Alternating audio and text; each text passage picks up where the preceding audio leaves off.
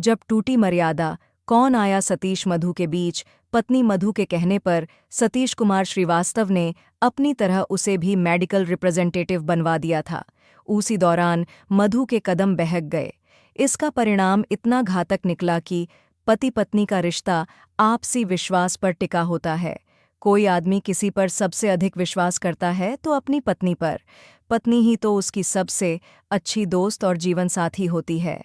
ऐसे में पति उस पर अगाध विश्वास न करे तो भला किस पर करे। सतीश को भी अपनी पत्नी मधु पर अंधविश्वास की सीमा तक विश्वास था। उसका यह यकीन तब दरका जब एक दिन अचानक तबीयत खराब होने से शाम को वह जल्दी घर लौट आया। दरअसल सतीश मेडिकल रिप्रेजेंटेटिव था। वह सुबह 10 बजे घर से निकलता था, फिर रात 9 बजे के आसपास ही उसकी वापसी होती थी। लेकिन उस दिन वह जल्दी घर आ गया था। सतीश कुमार श्रीवास्तव जैसे ही घर के दरवाजे पर पहुंचा, अंदर से मधु की खिलखिलाहट सुनाई दी। सतीश के पांव जहां के तहां ठहर गए। सोचने लगा, जब मैं घर में रहता हूं तब मधु की त्योरियां छड़ी होती हैं। कुछ कहता हूं तो चिढ़ जाती है, बोलो मत, मूड खराब है। लेकिन अब वह किसके साथ खिलखिला रही है। सतीश ने दिमाग पर जोर दिया, पर उसे याद नहीं आया कि मधु कब उसके सामने इस तरह दिल से खिलखिलाई थी। सतीश के दिमाग में शक का कीड़ा कुलबुलाने लगा। आखिर इस समय घर के अंदर कौन है जिसके साथ वह इस तरह खिलखिलाकर बातें कर रही है। सतीश ने कदम आगे बढ़ाया, लेकिन फिर खींच लिया। मधु कह रही थी, तुम्हारे जोश की तो मैं दीवानी हूं। अरे छोड़ो यार, तुम किस माटी के माधव की बात कर रहे हो। अगर वही रसीला होता तो भला मैं तुमसे क्यों दिल लगाती। मैं तो तुम्हारे जोश और तुम्हारी रसीली बातों की दीवानी हूं। एक तरफा संवादों से सतीश ने अनुमान लगा लिया कि कमरे में मधु के अलावा कोई नहीं है। वह फोन पर किसी से रसीली बातें कर रही है। मधु जोश में थी, इसलिए उसकी आवाज़ बुलंद थी। कमरे में की जाने वाली बातें बाहर तक साफ सुनाई दे रही थीं। बातें सुनकर सतीश की खोपड़ी घूम गई। मधु बीवी मेरी और जोश का गुणगान कर रही है, किसी दूसरे का। सतीश ने गुस्से में दरवाजे पर लात मारी। भीतर से बंद न होने के कारण वह फटाक से खुल गया। सामने ही मधु मोबाइल फोन कान से लगाए टहल टहल कर बातें कर रही थी। पति को देखते ही उसने हड़बड़ाकर फोन पर चल रही बात डिस्कनेक्ट कर दी। इसके बाद वह चेहरे पर मुस्कान सजाने की जबरन कोशिश करते हुए बोली, अरे तुम आज इतनी जल्दी घर कैसे आ गए। सतीश ने मधु को खा जाने वाली नज़रों से देखा, फिर बोला, तू किसके जोश की दीवानी है। गुस्से में की पत्नी की पिटाई। सतीश ने लपक कर मधु का हाथ पकड़ लिया और उसका मोबाइल छीनने लगा। लपटा झपटी के बीच मधु ने उस नंबर को डिलीट कर दिया जिस नंबर पर वह रसीली बातें कर रही थी। सतीश का दिमाग पहले से गर्म था, नंबर डिलीट करने से और गर्म हो गया। उसने मधु को लात घूंसों और थप्पड़ों पर रख लिया। हर प्रहार के साथ उसका प्रश्न होता था, बता, तू किसके जोश की दीवानी है और यह सब कब से चल रहा है। लेकिन पिटाई के बावजूद मधु ने जुबान बंद रखी। मधु को पीटते पीटते जब सतीश पस्त पड़ गया तो घर के बाहर चला गया। मधु कमरे में सिसकती रही और अपने भाग्य को कोसती रही। उत्तर प्रदेश के कानपुर शहर में बर्रा थाना अंतर्गत एक मोहल्ला जरौली पड़ता है। इसी मोहल्ले के फेस 2 में सतीश कुमार श्रीवास्तव अपने परिवार के साथ रहता था। उसके परिवार में पत्नी मधु के अलावा 2 बेटे आयुष व पीयूष थे। वह मूल रूप से औरैया जिले के दिबियापुर कस्बे का रहने वाला था। सालों पहले वह रोजी रोटी की तलाश में कानपुर शहर आया था। वह पढ़ा लिखा था। हिंदी और अंग्रेजी भाषा पर उसकी पकड़ थी। अतः उसे बिरहाना रोड स्थित एक आयुर्वेदिक दवा कंपनी में नौकरी मिल गई थी। बाद में वह मेडिकल रिप्रेजेंटेटिव MR बन गया और उसी कंपनी की दवा आयुर्वेदिक डॉक्टरों के यहाँ सप्लाई करने लगा था। मधु सतीश की दूसरी पत्नी थी। उसकी पहली पत्नी श्वेता की मौत हो गई थी।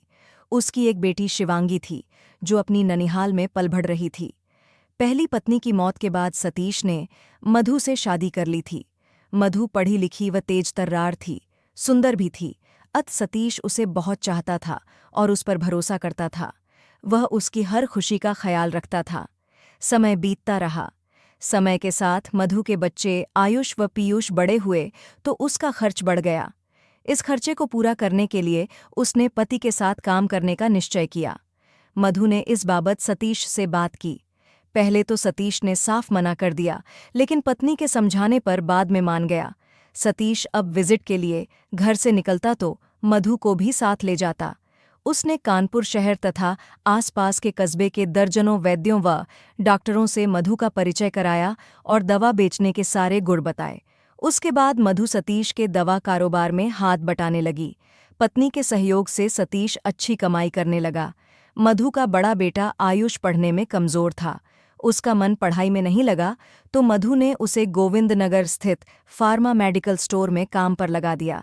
लेकिन छोटा बेटा पीयूष तेज दिमाग का था। मधु उसे पढ़ा लिखाकर डॉक्टर बनाना चाहती थी, अतः वह उसकी पढ़ाई पर पूरा ध्यान देती थी। पढ़ाई के साथ वह कोचिंग भी जाता था। मधु ने कुछ समय तक ही पति के साथ काम किया। उसके बाद वह डॉक्टरों के यहाँ अलग विजिट पर जाने लगी। मधु का मानना था कि अलग अलग जाने से दवा का ऑर्डर ज्यादा मिलता है। यद्यपि मधु का अलग जाना सतीश को पसंद न था, लेकिन मधु के आगे उसकी एक न चली। 2 डॉक्टरों को फंसा लिया। मधु 2 बेटों की मां जरूर थी, लेकिन उसके बनावट श्रृंगार से कोई भांप नहीं पाता था कि वह 2 जवान बेटों की मां है। सतीश का मन भोग विलास से उचट चुका था। वह दिन भर की भाग दौड़ से इतना थक जाता था कि खाना खाने के बाद चादर तान कर सो जाता था। इसके विपरीत मधु हर रात पति का साथ चाहती थी, लेकिन वह वंचित रहती थी। मधु को जब पति का साथ नहीं मिला तो उसने घर के बाहर ताकझांक शुरू की। उसके संपर्क में कई डॉक्टर ऐसे थे जो मनचले थे और जिन्हें औरत सुख की चाहत थी। मधु ने ऐसे ही शहर के 2 डॉक्टरों को अपने हुस्न के जाल में फंसाया और उनके साथ मौज मस्ती करने लगी। ये दोनों डॉक्टर निजी प्रैक्टिस करते थे। मधु को जब भी मौका मिलता था वह उनसे खूब रसीली बातें करती थी। सतीश पत्नी पर भरोसा करता था। उसने कभी किसी तरह का उस पर शक नहीं किया, लेकिन उस दिन तबीयत खराब होने पर जब वह समय से पहले घर आया और मधु को मोबाइल फोन पर अश्लील और रसीली बातें करते पाया तो उसका विश्वास डगमगा गया। शक होने पर उसने मधु की जमकर धुनाई भी की, लेकिन उसने आशिक का नाम नहीं बताया, बल्कि आशिक का मोबाइल नंबर भी डिलीट कर दिया। सतीश के मन में भी शक था, अतः वह पत्नी पर नजर रखता था। जिस दिन वह मधु को एकांत में बात करते देख लेता, उस दिन पहले तो तू मैं होती, फिर नौबत मारपीट तक आ जाती। अब एक छत के नीचे रहते हुए भी दोनों को एक दूसरे से ज्यादा मतलब नहीं रहता था। बड़ा बेटा आयुष पिता के पक्ष में रहता था, जबकि छोटा बेटा पीयूष मां के पक्ष में बोलता था। दिल्ली में मीटिंग थी, जिसमें कानपुर शहर के डीलर व एमआर को मीटिंग में शामिल होने के लिए बुलाया गया था। सतीश कुमार श्रीवास्तव भी अपनी पत्नी मधु श्रीवास्तव के साथ शामिल होने दिल्ली गया था। मीटिंग समाप्त होने के बाद मधु ने कुछ खरीदारी की, फिर शताब्दी बस से दोनों कानपुर को रवाना हो लिए। 21 मार्च 2021 की सुबह 8 बजे मधु और सतीश अपने जरौली स्थित घर पहुंचे। उस समय घर पर कोई अन्य न था।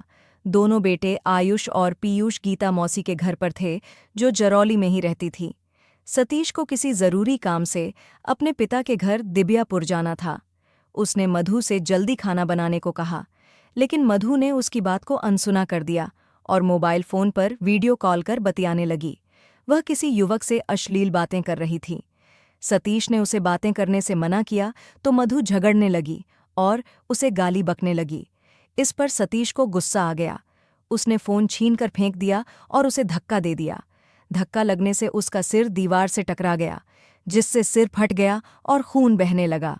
खून देखकर मधु को गुस्सा आ गया और उसने सतीश के मुंह पर जूता फेंक कर मारा। मुंह पर जूता लगा तो सतीश आपा खो बैठा। उसने मधु को फर्श पर पटक दिया और बोला, हरामजादी, बदचलन, आज तुझे किसी कीमत पर नहीं छोड़ूंगा। तुझे तेरे पापों की सजा देकर ही दम लूंगा। कहते हुए सतीश ने मधु की साड़ी से उसका गला घोंट दिया। मधु की हत्या करने के बाद उसने शव को ठिकाने लगाने की योजना बनाई। दिन का वक्त था, सो वह लाश को बाहर कैसे ले जाता। उसने बड़े बक्से को खाली किया और मधु के शव को बक्से में बंद कर दिया। मोबाइल फोन को भी उसने बंद कर दिया। शाम को दोनों बेटे घर आए तो सतीश ने बताया कि मधु किसी का फोन आने पर घर से निकली थी, तब से नहीं आई।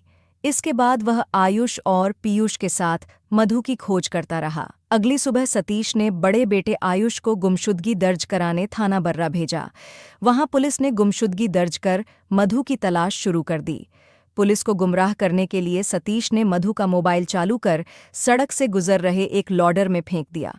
रात में सतीश ने शव को बक्से से निकाला, लेकिन गर्मी की वजह से शव फूल चुका था और उससे दुर्गंध आने लगी थी।